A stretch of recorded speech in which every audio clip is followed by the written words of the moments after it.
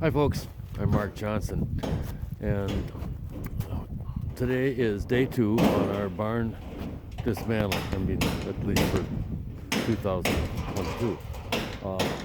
My boys have gotten most of the roofing off of this side, and they're also taking off 2x4 nailers that were put up in order to hold this new steel on. And I was just going to throw these roof boards away because normally they're all filled with nails from 3 layers worth of roofing, and they're so difficult to clean up that we don't use them. But in this case, the roof never had shingles on it. It did have a standing seam roof, which I think blew off, so they put this other metal on, and they put 2x4s on the roof with 60 penny nails to not only nail it down to the roof, but it also gave them something to stand on. Because you can't use toe holes and so forth when you're putting up a metal roof. On this side of the roof, we have what they call it's a standing seam type of roof. And it's pretty cool. I've really never taken one apart before, but over here is what it looks like.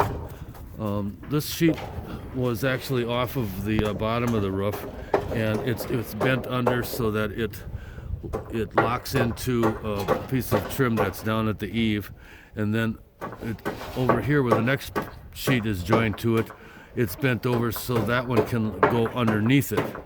And over here, it's fastened down with fasteners. Where's my fastener? Oh, this was from later on. This was not original, right? Right, Buddy? Buddy's our mascot here. He knows all about this stuff.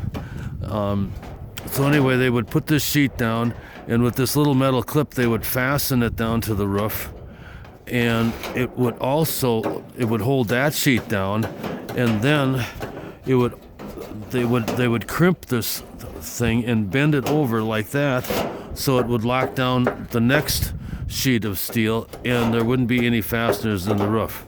It looks pretty crude. I'm sure it worked a lot better when it was brand new, but anyhow, that's how they would fasten it together, and then the underlap for the next sheet up above was held down with a similar clip that was made to clip into this area, and they would fasten it down to the roof, and then they would put the other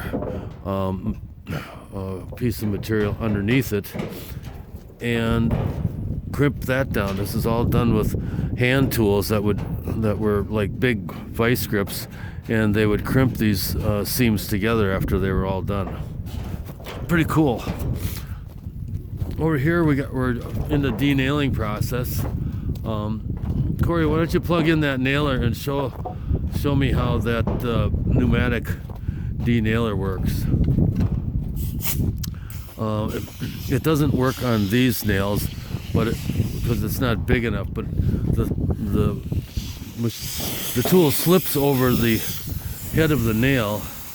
Some of them have to be bent straight, and bada bing, it shoots the nails right out through the bottom of the board. Pretty clever, huh? It's like a pneumatic nailer in reverse. So it shoots nails out of the wood instead of into the wood. The idea came out, I don't know, probably 6-7 years ago, and those tools were, I thought they were $400 or so. Since then, the world's discovered them, and they make them in China now for $65. So we have a couple of them. But we got the roof off of the milk house and the feed room here, and we tried taking off some of the plywood on the inside, and they're so they're so well nailed that it's coming apart in little pieces. So we're not gonna do any more salvaging of the milk house probably. We need to get done and out of here before the weather changes on us. And it's supposed to snow tonight, so it's already changing, I guess. Anyway, that's day 2. Stay tuned for day 3.